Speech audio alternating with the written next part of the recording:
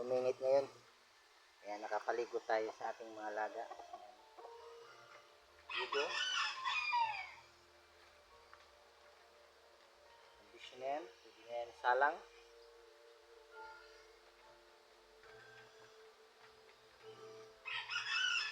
Saka ito. Kinumusan. Yan. Bago pa lang yan.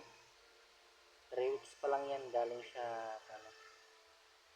sa area ng Kinumusan, kaya ang pangalan niya is Kinumusan na rin.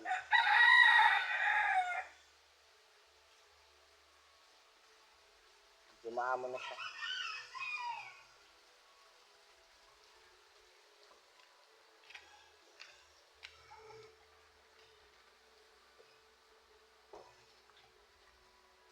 Yan lang mga kanter, update